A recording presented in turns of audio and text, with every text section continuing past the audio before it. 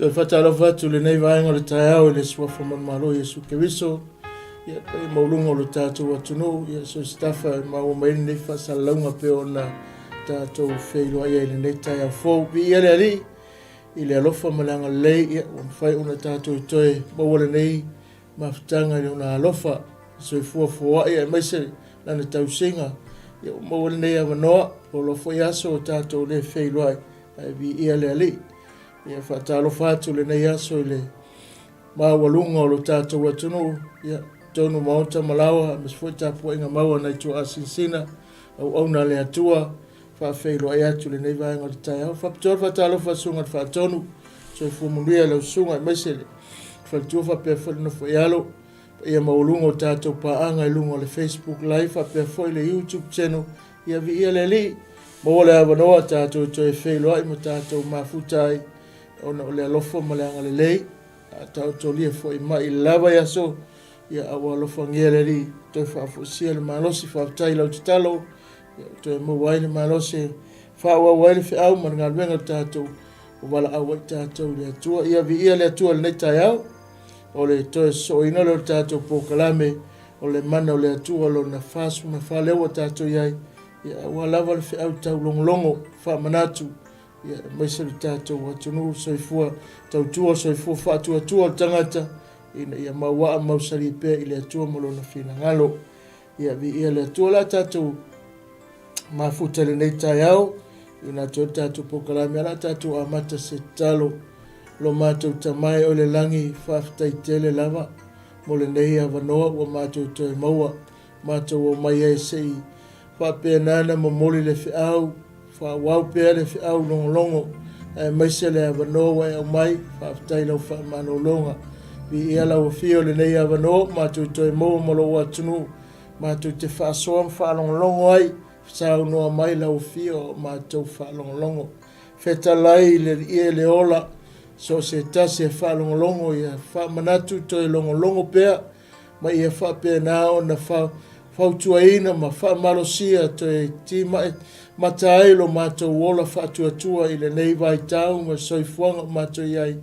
I le whaingatā o lo angai atu iai a o lau upu o lo o iai le whiau whaamanatu le whiau whawhangu whapea nana toi longo ina ai I mātou I lo whina ngalo ina ia manuia te talo whamanuia lau whio maanga le lei I le nei tae au mai ai ule me umai lo vi inga Yesu o mātou wole wala awa tuai nei amene ma amene ia vi ia le atua le nei tai au na welu ngale tātou tusi mau maise au tu o le nei tai au ia o le mana na te taitai nai oi I le atua o le mana o le atua na te au maia se whaamawhanwhananga ia se whaamalasi au ia toe whaamanatu fo ia te oe ma toe longo ina I tātou ia awa ina le tātou tāpenanga I le aso ma le aso e ala ia na fionga pe o le tātou whaalongolongo ai. Ioane le matapu sumai wha, mo mua whai puse whangata sumai wha. Awole ato tu wale o tau loto I o tau whatuatua I le atua, e whatuatua mai fo I a tau. Te le mea nofu ai le mau tau lo tama. Ana le aipo o whai atu I atu o tau, o te alu saun se mea nofu ai o tau. Awhai foi o te alu ma saun se mea nofu ai o tau. O te toe sau, o te talia foi o tau ia whaatasi, ma ina ia iai o tau I le mea o te ia. O tau lo le mea o te ali iai, o tau lo foi le ala, o whai mai tau mai a te ia le ali ie, mātou te iloa le mea e te maliwa tu iai, mātou te le mawhai whapewhea o nei loa o le ala. O wheta la Yesu ia te ia, o au nei o le ala, o pumoni ma le ola le alu atu se tasi tamaa, pe ale ui mai a tau. Ana I loe o tau o ilo foi o tau lo tama. E a mata nei foi o nei loa o ia. E o tau te waai foi a te ia o whai mai Filipo ia te ia. Leali e whai lo mai le tama ia te ma tau. O na ngata I leo ma tau mana. O whetala Yesu ia te ia. Filipo e loa lava o na o iai a te o tau ai te le I loa. Ea, o le wawai mai a tau wai o ia le tama, e se a foi e te whai mai ai, whai loa mai le tama ia te mātou. e te le tonu ea, o au o te tonu ia te, o au o te tonu ia te, o upu hoi o te tautala atua ia te o te le tautala fuana o lo tama o lo nofo te tonu ia te, o ia lava na te whaia ia ngā benga, ia o tonu mai ia te, o au o te tonu tama fo i tonu ia te, o le ale ia te o tonu mai ia te o ngā ruenga, e moni o te whai atu ia te o le tonu mai ia te, e whaia lava e ia o ngā ruenga o te whai fo e ia mea uma, mea sili, ia mea wa o te alu lo tama, o mea uma fo i te o le atuai lo ingoa, te whaia lava, ia vi ia le tama o no le atalia, whai fo i te o le atu mea i lo ingoa o te whaia lava, o te whaia lava. Whamanua mai le atua ia na fionga o tātou whaitau whaalongalongo ai. Ia tū mawatu ia te ialo na vi inga nei masa i o le whaamawau. O upu e wha manatu mai ai se mea o le ao iai se maftanga ia po se maftanga. Poni upu e mai e se wha mawhanwhananga. O le saunoanga po whitalenga e Iesu na e wha manatu pe na toe whawhangu e whailoa e lau so i ona so e mesele taimi o le lātou maftanga e leo toe umi se taimi o le i ana i lona maliu mo lona whataunuina o le pokalame o lona tama o le tusi lea po le mtaupu lea o loo au mai ai se whamanatu o loo toe sau noa ma whetalai ele whaola e ala i ana whetalainga whaamawhanwhana whetalainga whaalotu tele o ana upu e toe whawhau ai loto le au so. Ina ia tū mau pelo latou tautanunga ma le latou whaatuatuanga. O le tasi nei vaenga le mata upu le sufa Ioane. O lo o toe o ia su e whamanatu i le au so. Ia le la maftanga ma lona tama. O le ala i lona tama. O ia o lona tūlanga. Lona tūlanga le iai ia latou iloa.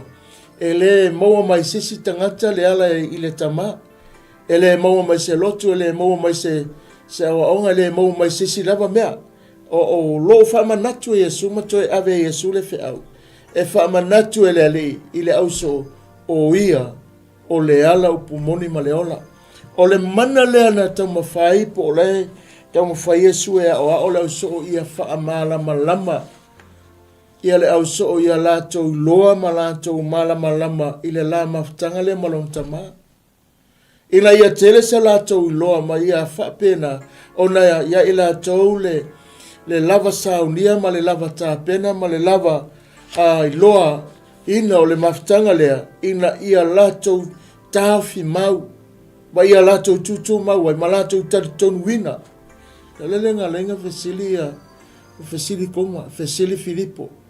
Mafuanga ele ese la tau malamanga o le vanoa le na o Yesu ma toe wha manatu ai ina ia latou loa le latou sootanga latou loa le latou maftanga ia latou loa le latou relationship le mafua ai ona na whailoa Yesu le ala o le anga iai ma le anga iai atu ilona maliu ma le toe anga iatu ilona toe fo iatu ilona tama pela ina wha manatu tele ai le whaola ina ia loa le au so lona tu langa le iai le va o ia monon tama o ia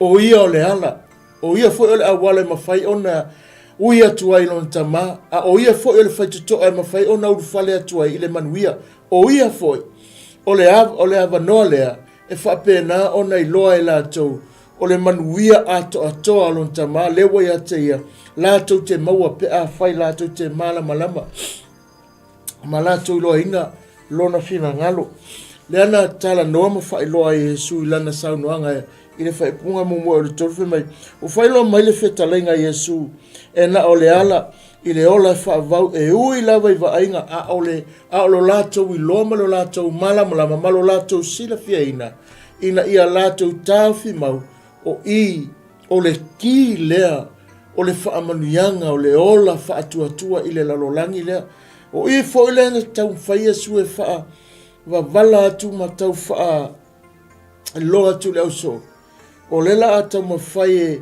o le a iei le taimi e vā i lātou, le alu ese ai, a ia maulo lātou tatonunga ia na saunoanga mana whetalainga, ina ia mawhai e lātou o na ola pēr i le whātua lea, a wale ngā luenga le nau le ali whaola ia mawhai ina ia taimua lātou, ia whai lātou ma taimuanga o le tala le lei, lena saunoa ai upu whamawhana, ai maere whepo mole, mo moe o le tolu nai saunoa ai, olo o mai ere whautuanga, a wale atu wale o tau loto. Fesili la ia e seale mafuanga wa saunoa i whapea, nei lolo la ia, wale o toi umise maftanga lea.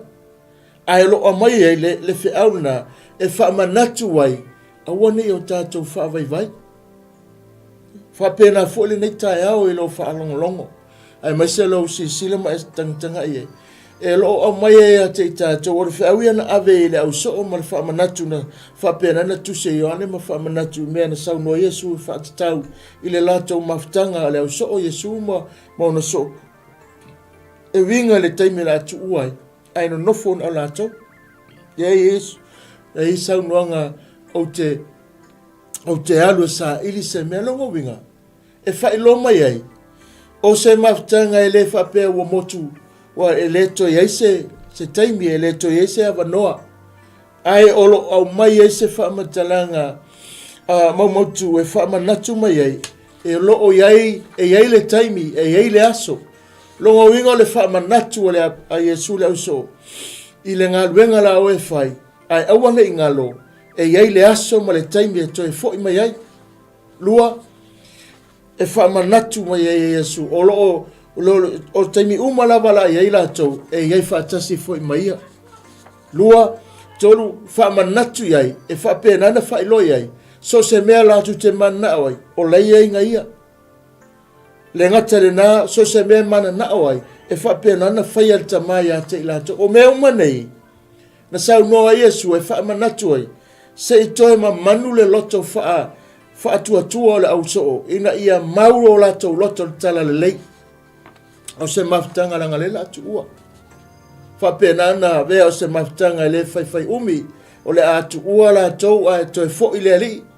E ala i le pokalame le atua, a o le misiona whaaola na fio mai le ali, se i whapena o na whaatupu le whaatuatua tangata.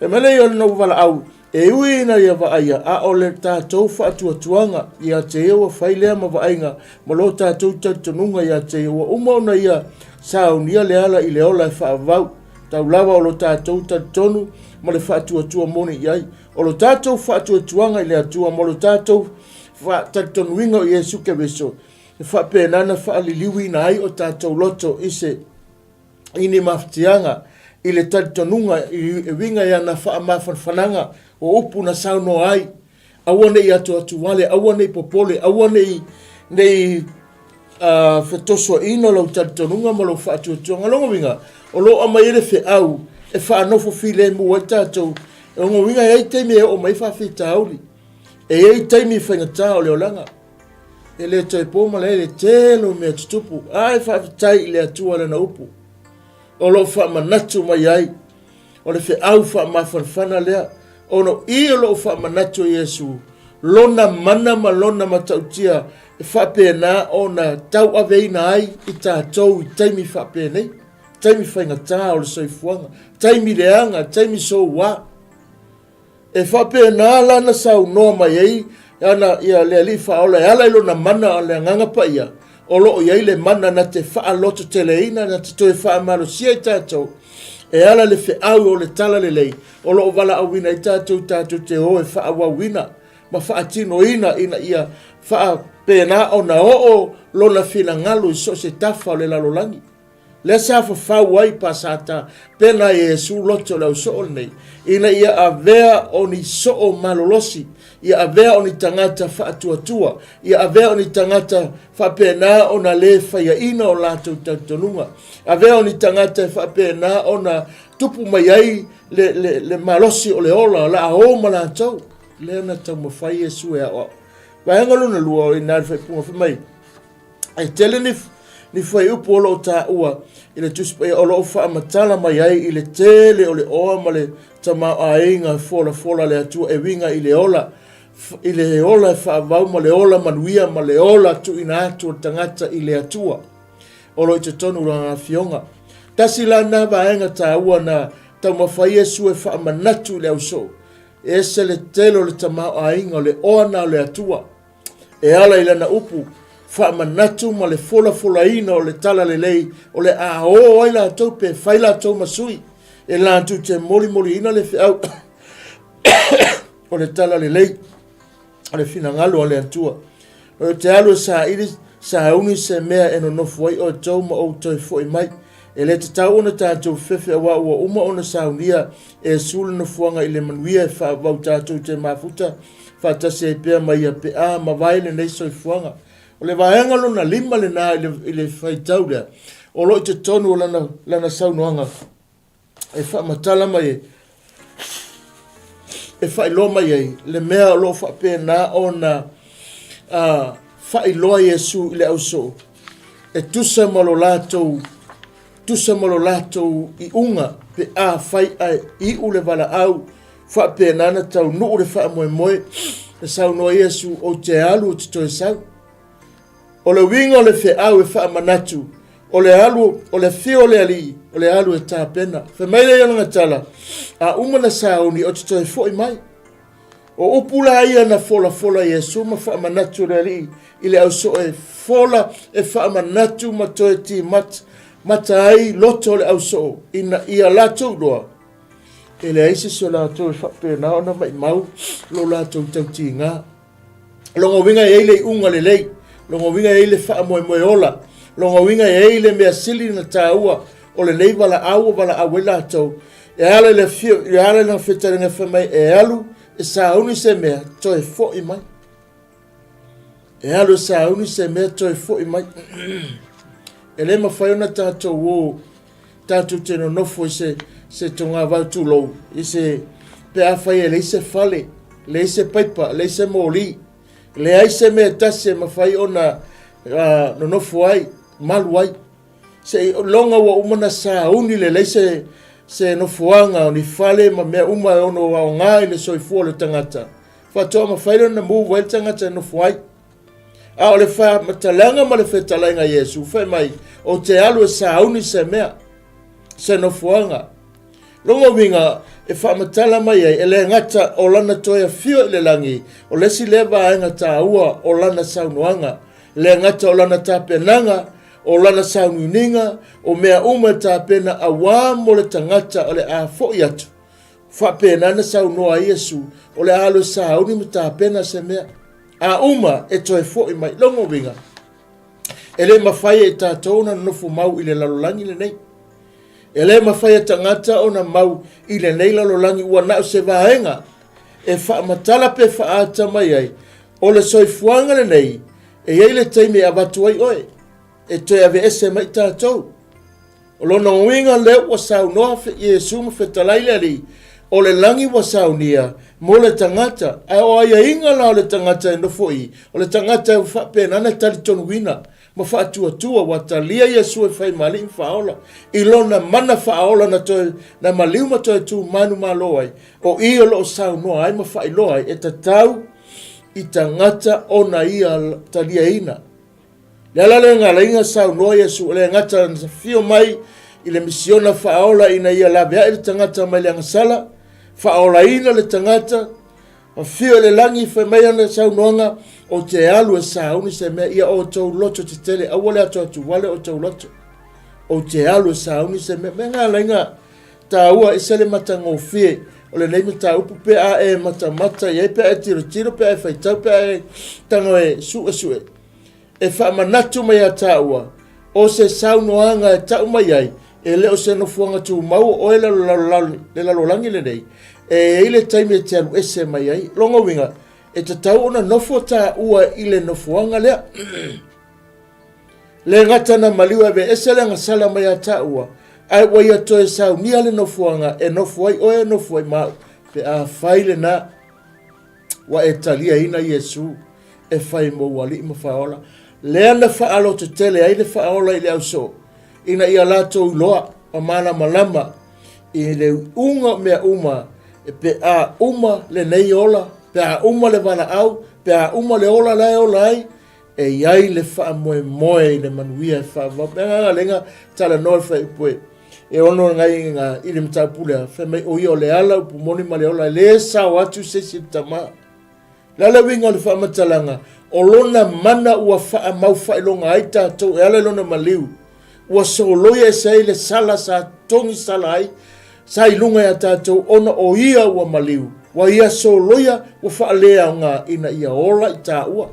Maua le awa noa o tāua le manuia wha vau. To e maua le awa noa tāua i le ala o ia o le ala pe a whai e te talia ina o ia e whai maua li. O le ala le manuia le tala noa ai, whai mai e alu to e sau awatu tāua i le mea ua umana saunia. Ai le mawhaina ave le tangata i le italia ina le whao le tanga. E mawhaina e alu pa e oti a olona whaalawe lawe e iai le unga. A whai e te oti te le italia ina Yesu e le whai mo oe le ano fuanga, e le whai mo au le ano fuanga. A o la tau na talia o ia mawhai. Tua tua ino suafa o ia lo tala noa iai le whionga le atua. O ia lo fa tatau ia ana saunoanga. O ia lo fa pena ave iai na fa manus au le so ia tu mau le mena. Ia tu fa wau le fe au ia tu fa ai wina le faiwa. A ma e ale bala au to te iai fa tasi mau lango ke alu ko sa. O le ka ke fa kali le tau nu le mena. A o ana folanga fa manatu mai ai. O lato umana talia o ia. Au iai fo le tai au nei, wha manatu pe ia te tāua. So se teime lo e ngalue, la lawan meo wala wei oe le atua te ngalue ai, tono lo a inga, tono le kalesia, ai maiso la lawan meo o tofi ei oe, wha maoni ei, whai le ngalue ngale ali. Ai fua iai ana saunoanga, e leo se mea wha leo ngalo tātou tautinga. O le wha malos au le ke riso na ave lau so, e wha manatu le tau i leo ngaluenga pe a mahea, pe atu mau le whaatua, pe atu mau le ola, pe atu mau le taritonunga. Na whaamanatu ai.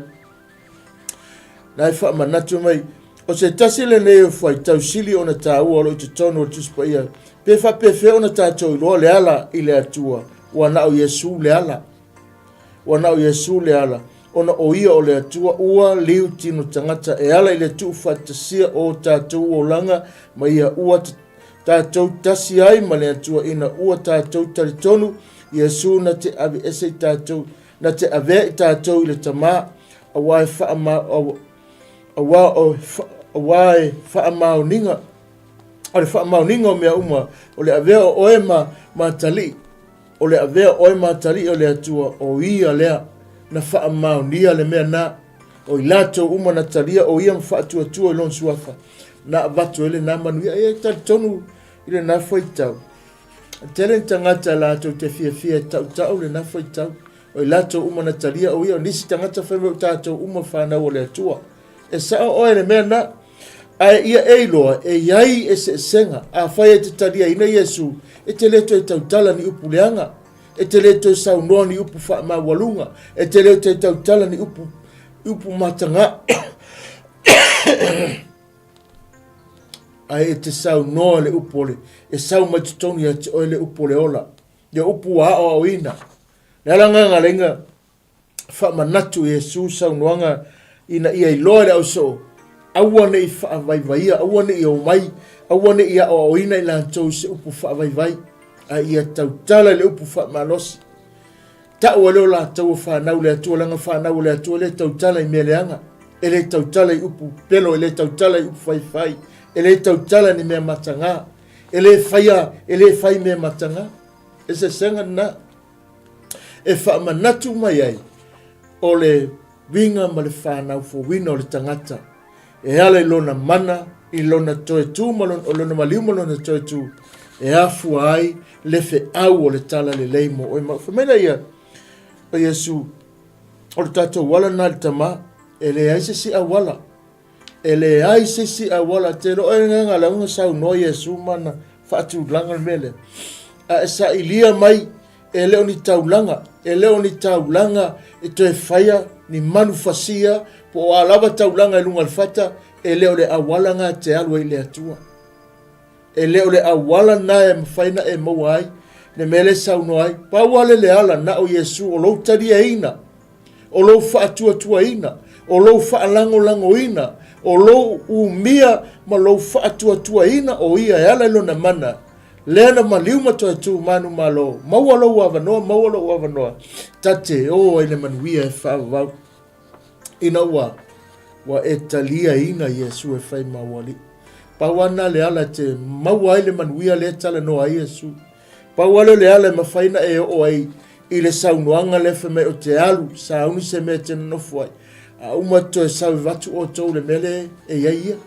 Longo winga e iai le iainga ma le wha moe ta ua tele e te tau ona tātou ta pena iai. E lena no le tātou wha longo, e lena no le tātou tautala ai, pena no tātou wa ai ao ona tātou wola ina le mea na.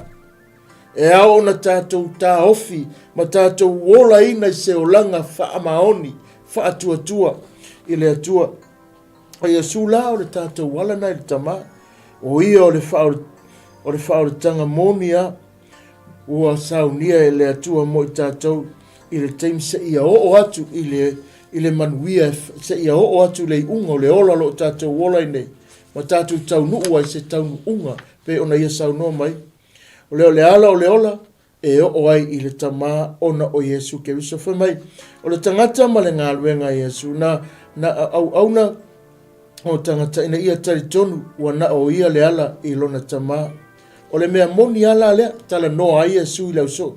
Talu ai sa ese tu maanga wha i utaia, sa whainga tā ai tangata i utaia i lura i senturi, ona po o le e lei whapenana talitonu ina i la tore fina ngalo o le atua. O le olala, o le whaasino ia Yesu, o le puna ma le mana, o le toe tū o tangata talitonu i le ola whaavau, e ala ilona maliu lea, e ala ilona upu lea o saunoai, o le puna vaiola le na, o le puna vaiola lea, ma le mea moni ma le whaamau ninga le na, o le fina ngalo le atua tusa, ma lana whetalainga e ala na upu, wha manatu le tai ao le nei, sau noa i le au so. O ana tima inga e wha manatu ai, ona o le manatua le nā teime, manatua o sau noa Yesu le te le ia, le talitonunga tai o lotu. E le iso lātou talitonunga le toi tū, le maliuma le toi tū mai o tangata. E o le taimi na wha asātau e Yesu, e o le taimi na toi tū mai Yesu. Na o a whai le tala, o tusongi tupe tangata tau mwhai, e whai mo le mau pipelo, e whai lo ai ngau ia le tino Yesu le au so. O winga ia nai lo ai, e le aise tantonunga le au whai lotu le nawa i tau, tonu i utaia, le alana na ringa sau no Yesu ma wha manatu, ono le tele le whe ese inga ma le tantonunga sai ai, la tau tele i lo ai, a o i na wha malamlama i Yesu le au so, ina ia, auan le inga uia lo lātou tatonunga. Auan le inga uia lo lātou whātua tuanga lea. Na o e le ri ina ia wha manatu, ma wha loi ai, e le aia se siwa aenga siwi atu. Mai wha sino ia Yesu le puna ma le mana o le toe tu o tangata tatoni le o le wha vau. O whawhitia Yesu se isi a wala e ese mai nai lole talitonu ia te ina ia manuia ai le ola, ina ia maua ina ai le ola whaavau ua saunia lon tamā mō tangata uma. Ile telo o le saunuanga ma le tele na o onga, ma le wha manatu o le ali. Na wha manatu ale mea nei. E le Italia ina Yesu se si a wala tasi lava le ana na wha manatu Yesu le uso. Wha mai a o se ui atu se si fai e le ui mai le fai tole, wha manatu Yesu o nga oima le wha meana. A o le ui mai le ala, o le fai tutoa o ia, e sao atu o ia e le manuia e wha vau, wha manatu ai. Ona o le tele le fese ese ainga, ma le tele o onga, mea sa tupu ia isa wa elu nawa i tau, i le fio mai o le lia, alo o wha pēna na fe ese ese ai, ona o le tala lei, na wha manatu ai Yesu le au so. Le si le vaenga, sa wanga, se i wanga na ua ui mai a te ia Yesu na e o mai le whaolatanga e ale tu la fono whengatata I taulanga whainga lotu o talitonunga uma sa tawhi mau ai tangata I taia I le luai sentu lātou te ena ai le whina ngalo le atua na lātou le talia ina ai na lātou le whaatino ina ai le wala au pe ona wala au ile li tusa ma le whina na ilo le e Yesu na whaamanatu ai o le vaenga tā ua le sai ai o le vaenga sili na o ngā o le vaenga tā ua foilea e tusa ma le whina ngalo le atua sa tama whai o le si vaenga I tono le tusi whemai o Yesu o le ala o le vaenga o le vaenga ma le tino mai o le atua I le vaenga I le lalolangi le nei sa iai le whaatetainga ngā Yesu na whai ina u fesili toma fesili ya kopo na whaamanatu e Yesu a whai e vaai mai se tasi a teia ua o whapenana I loa e ia le atua lon tama lalanga ngā renga whaamanatu wa o lesi le mea tā ua na whai loa e Yesu le au so ina ia lātou tari tonu wina le lātou maftanga lea o le iai ma le atua whaatasi ma lātou lona whaalawe lawe I ne mena iai ona o le tari tonu wina o le ai so lātou tari tonunga aina tamu whai ale ali e whai loa ma whaamalamlama ai le tūpong sa o le tangata ina ia I loa le tangata le maftanga wa walalata o le whaola malona tama lena tamu whai e tatala ina ia I loa e lātou nei ina ia I loa e lātou nei a melo le tala tuspaia o ia o le whaalinga atoa o le winga o le atua na whaamatala atu Yesu ia Filipo o le na fia vaai le tama o le iloa ina o Yesu o le loa leo o le atua o lo lātou sa ilinga mo le atua mo le upu moni ma le moni ua ngata lava lea ia ke wisa Yesu wha loa e leli wha manatu e Yesu ina ia iloa e Filipo iloa e Toma e le ai se mea I luma atu tua mai na te wha mauninga le atua lea e tala noai ua na o ia o Yesu lea ua lātou wa ai ai ma lātou tali tonu ai ma lātou tawhi mau ua lātou loa ai le tamape a whai lātou te tali tonu ma le wha atua atua I le mene ua sau noa I le wha aola ma wha manatu iai e le ai sisi mea pe ona toi wha manatu le kolose mua mosu lima ma le e perunga e mua fe po mo le wha aola o tala noa ai wha manatu ai e le ai sisi atua e le ai sisi awala e le ai sisi whainga te whai loa mai ai. Ua na o ia o lo tātou loa ina, po lo tātou talia ina, po lo malama I le maftanga ma le tangata o Yesu Kristo. A lava lea e whaamatala mai ai. E te loa atoa ai, le atua lea le loa. O lo I loa ina o Yesu, o winga wa aia o Yesu, o ona character na whai loa I leo so o vinga fo le olon tama le sa tama fai lava le ali e fa manatu ya ile uso o le si vaenga ta ua o lo fa penana fa manatu o lo te tonu ya te au le tama o lo fio le atua le tama ya Yesu ma ua tasi ila ua ma ua tasi la o le si le me sa matua inga lua e fa ola ina ia ma ua se tasi le uso ina ia lātou loa le wala awinga o lātou le ngaluenga, ina ia lātou loa le la maftanga malon tama, ia lātou loa le unga, ia lātou loa le wha moe, ia lātou loa le tūlanga ua wha penana, na tuua ia le ali I lātou, I te tonu le nei, si o manga po le lalolangi, ona o le fe au le tala le lei, na fio mai ai ina ia oo, le mana leo le atua e whaas, so o ai le lalolangi ato ua whai ila tau ma amatanga. Le ana matua I wha manatu ai e tasi la ua e whapena fo ila tau ia tasi. Te roo e sa moele ma whaina tātou whaiase mea pea ese tātou tatonunga. Pea ese lo wiloa ese lo tatonunga. E le ma whaina o whaiase mea I lo wai loa. E le ma whaina e whaiase mea lo wai loa. O le tātou tutu whaatasi. O le tātou ngā lulue whaatasi. Whapena o na manu malo ai, ia le lalolangi ro tātou iai, e wha ua le fe au, whai ona whatulai, le ngā ruenga le atua, whai ona manuia lo ainga malo ainga, whai manuia le ngā ruenga le atua, whai na manuia mea tātou te whaia, i le ngā lunue whaatasi, sa matuai manatu whaaola, e whai loa le au so, ina ia lātou malamlama, e tasi la ua malontama, o mea uma tala noa ai, mai lontama, o mea uma le sau noa ai le whaaola, mai lontama e leo na o ia. Lea sa manatu e whai loa ma wha manatu ai, ina ia a bea i la tau, ia tasi o la tau loto. Anga luenga, o whai loa ma whaatinonga Yesu ua whaalia ai, o ia o le alo, o le atua ma o le atalii, o le tangata, na awina mai e popua ngā ma maliu mo tangata o le atua ina ia mawhai o na lantau maua se maftanga toa whi mali, toa whi le mu ma se maftanga wawa ma le atua e au noa ma se angasala e whape na una whaalawe lawe ina ai. A o nisi o le talitonunga e tusa lava pe ua uma o na waai i whailonga o le whaia o ngā luenga ma le mea e whina ngalo i aile atua o le awala lea e whaalia ai e tangata talitonu o la tau alolofa moni a Yesu Keriso ma le tala le lei. O le si le vaenga o le tātou mta upu o lo tala noa ai whai mai Yesu o lo whamanatu Yesu o ngā luenga whaatino o ngā luenga o lo whaatua tua le whaatinonga. Tātou te ngā lue ai e whaalia ai le alo le atua o lo te tonu ia te oe, o lo te tonu ia te au, ina ia tātou whailo atu le lalolangi.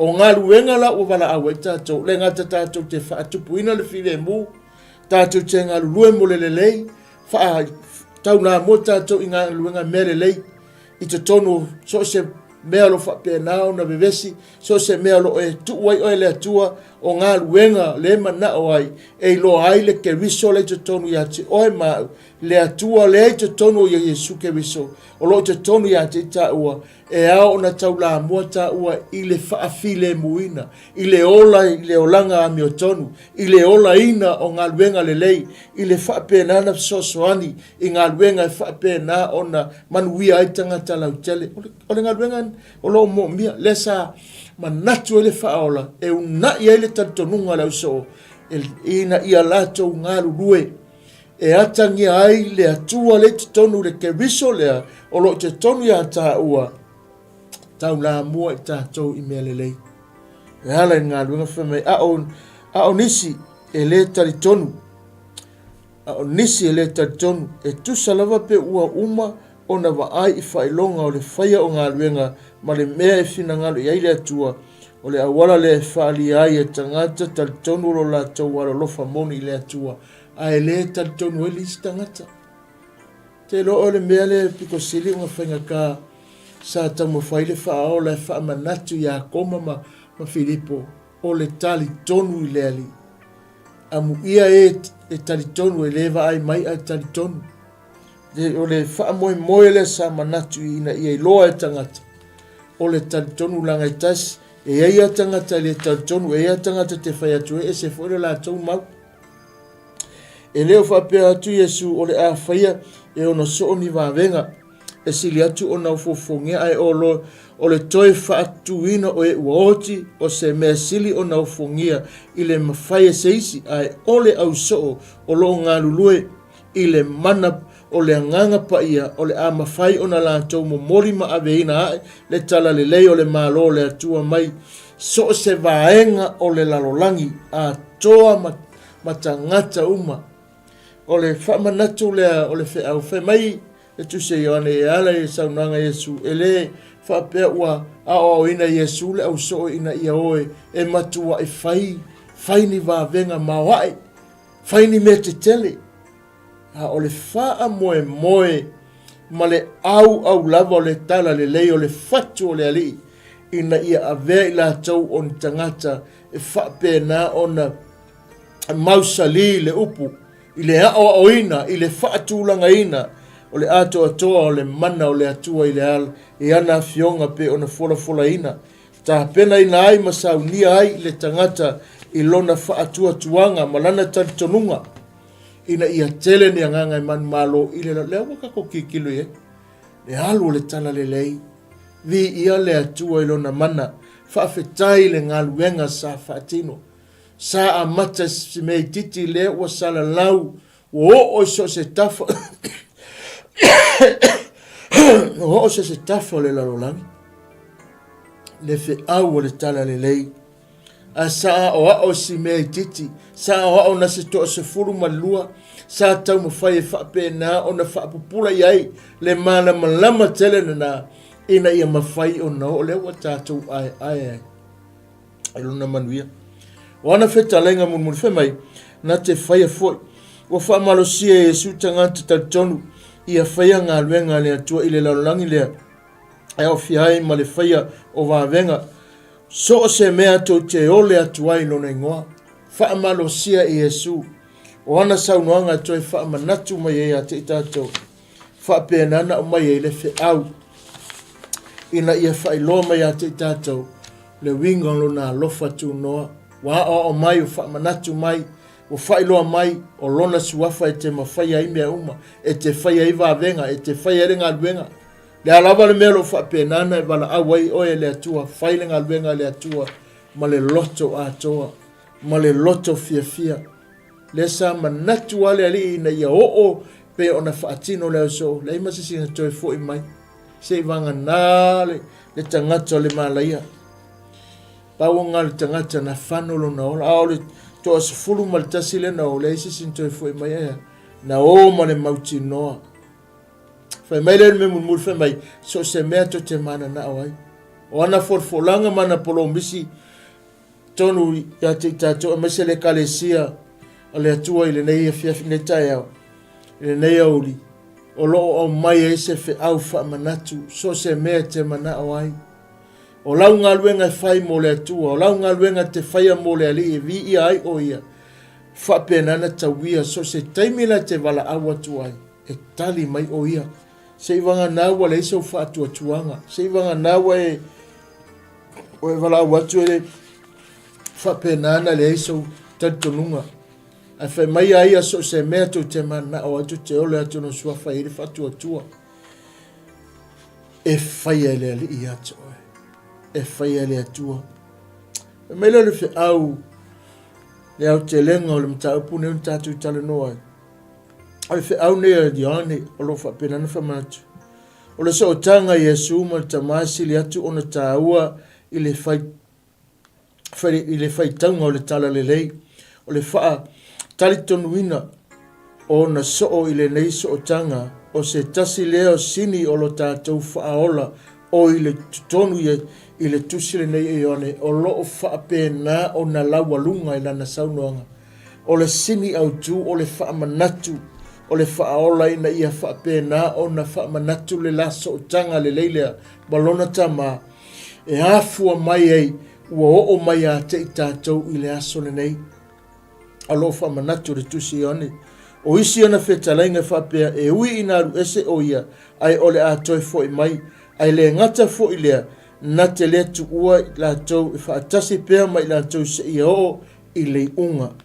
O loo wha wawai fo i le mta upule nei le tala noanga a Yesu mauna so i le wha talitali atu i lona maliu ma le tusia o le mea alofa fola ina o le nganga pa ia na wha manatu e na te awina mai. Le si nā vāenga tā ua o lo i te tonu mta upu a tōne le tusi o le wha manatu na Yesu e ala le fio mai la ngang pa ia e fesoa soani. O lona fina ngalo ato toa lava o Yesu ina ia wha mahalosia le au wha atua umalava ma le au apostolo i le winga o lona maliu ma le awala e sao maui atuai i le manuia e wha avau ua saunia lon tamā mo le au pa ia uma. O Yesu lava uia o le ala e leo se whaasino a wala e leo se whanua po se tū o se awala ai o ia o le ala upumoni ma le ola na te whaasino ma whaamanatu ia te tātou le whaamoe mo mua na te whaapenana saunia le ala tolu mo mua na te whaasino mai tātou le ala Rua na te saunia le ala, tolu na te tāpena ina fo i le ala, o ia o le ala, o le alofa ma le whaamaoni le nā, o ia o le ato atoa o le atua, o ia o le whaasinoala, o ia foi na te au mai ai ati oe. O le whaamanatu na a Ioane i nei tusi ni tātou whaitau, o lo au mai le ngata, o lo tala noa so o tanga, lua, o le isi whetalainga Yesu, o lo whapea nana ia toi wha manatu ai, le fio mai o le nganga pa ia, lua, o lo whaamanatu mai ai, ia lei unga o le nei o langa pe ai, e iai whaatasi mai ia i tātou, o Yesu lava o ia o le ala. Sau noa ai le fionga, ma toi whaamanatu ia te i tātou, le nafe au tāu, ma toi au mai ai, le wha sino manga, le wha atoanga, le toi tāpenanga o tātou, sa moe le tai au le nei, e ao ona e ngā lue ma lo tātonunga, e iai le aso e toi a fio mai ai. Te lo oe la e wa alu, o umana sa auni le fale, o sa auni le pale, o sa auni le lao ai, wa iai mea uma, toi o le toi a fio mai le whaatari. Ai o loo whaatuai mai, po o loo whaatatari, se ia whaai uina, lau ngā luenga i le sala mō ma le whaatuatua, ma le whaatino ina o lo tātonunga, ma lo tu mau iai, ma lo i o ina, o le alofa tu no le atua ua awina mai ono Yesu Keriso. Awane i whaatamala tātou lea wanoa, awane i whaatala le i le nei wanoa o tātou maua, tātou tari sa paia ma tātou sauni ma tātou talia, whaile ngā luenga le ali pe ona whaatonu e tātou, a vea oe, a vea au o se ave fe au, ma ia e mauti noa, ia i le aso e te adu ese ai, e te nofo i le fale wa saunia. Wa saunia le fale, wa saunia le lao ai, mo oe le tangata ngalue. Tu mau iai lo whaatua tuanga, tu mau iai lo tatonunga, se ia o le aso, e wala au mai ei o ia o loo e whaapea o na whai, o nu sai whaafita auli. E ia tangata tauemu, e ia tangata whai, e hei foi tangata le e re tantonu. Ai awane tu ua i ailo whaatua tuanga, awane tu ua i ailo wa ai, tu mau pea lau tantonunga, pe ona saunoa le tusi Ioane ma le whaamanatu, o le tusi Ioane le nea fiafi, le nea auli, o le sootanga, ia e loa we le sootanga tātou ma le ali, ona o Yesu Keriso, ma lona tamā, lua ia wa whapea nā nisi, whetalainga whapea, wa hiwina, ia tātou le manuia whaavau e ala i lona maliu le rā, e awina mai le mana o lona nganga, wa mawhai ei ona tātou whapea atoai, awa le tamā, ma whaamanatu ia te tātou le tāua o ia o le ala, o ia o le whaitotoa, o ia o le manuia, o ia tātou te sawa i le ola e whaavau. Sa mōmana tunu pele le nei a uli, awane i ngalo ia te oe. E le aise si mana na me whaia na ave sea mai tātou na o le mana o le atua e ala lona alu pele, i le mana o lona nganga lo ngā lue le aso o nei, e o mai le nei, au auli o lo o iai whaatasi mai tātou. Whaia mea uma, mai e tangai, ta pena lo soifu mo lo wola i le olanga manuia, whai oe ma wa ainga le atua i le lalolangi le nei, e ala i ngā luenga le leia te whaia. Le aranga matua ai, a awa o Yesu ma whaamanatu Yesu i le au so, ina ia lātou iloa. Ina ia lātou whaia ngā luenga le lei, whai lātou ma wa ainga, whai lātou ma sootanga le lei, whai lātou ma ave whiau, si mea lai titi sa amatai. E na tatala mai nā le malama lama o le atua, ina ua lātou tā ofi, ina ua lātou tā tonu, ina ua lātou iloa. E leo se mea whalea ngā ina le tauti ngā i le atua ma le ngā venga. Sa mōma le atunu pele le nea uri, whaamanu ia tele le atua e lau whaanongolongo, mai le whi awa le nea fiafi, ia whai oe whaia, ma tangata ave whi awa le tala le lei, tāwhi maulo na whina ngalo. Mo moli atu, se tangata lo mo mia le ola iau tafa, whapena na tau atu iai, e alofa le ali. Ia whamanu ia mai le atua e lana upu tātou whai taun, whaanongolongo e le nea uri, tu mawatu ia te alo na vi inga, nei ma se o atu i le whaababau lava.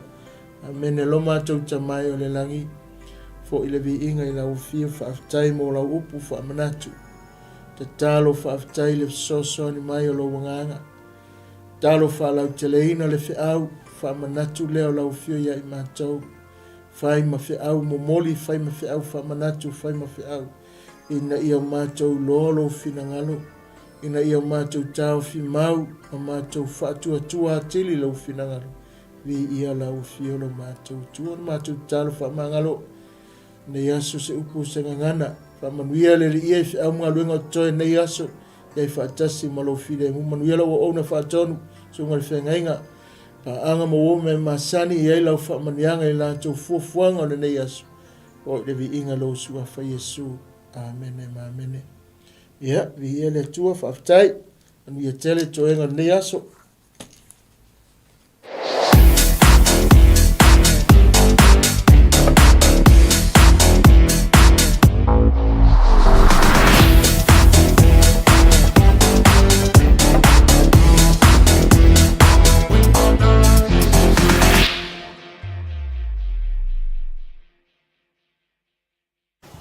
Hey sis, where are you going? Oh, I'm just heading out to find a place to send money to my uncle in Samoa. Oh, why waste time and petrol? You can use UP Group Money. You can send money to Samoa and it's really fast. Really? Yeah. Can I sign up online? Yeah, it's really simple. Sweet, I'll do it now. Okay, bye. Bye. Sending money to your loved ones in Samoa has never been easier with the UP Group Money Transfer. Our service allows you to transfer money quickly and securely from the comfort of your home or anywhere in New Zealand. Your family and friends can conveniently pick up the money from over 40 villages across the Paulo and 𝚟𝚒𝚍𝚎𝚘. No matter where they are, we've got you covered. Our user-friendly online platform makes sending money a breeze. Just visit www.upgroupmoney.com. Sign up and start sending money in minutes. We're here to help. If you have any questions or need assistance with signing up or sending money, please don't hesitate to contact our friendly support team at 09558 2896 or 0800-877-328, or visit us in the office at 6/22 Station Road, 𝚟𝚒𝚍𝚎𝚘, Auckland 1062. Experience the ease and reliability of UP Group Money Transfer today. Your family and friends in Samoa are just a few clicks away from receiving your support. Visit www.upgroupmoney.com now to get started.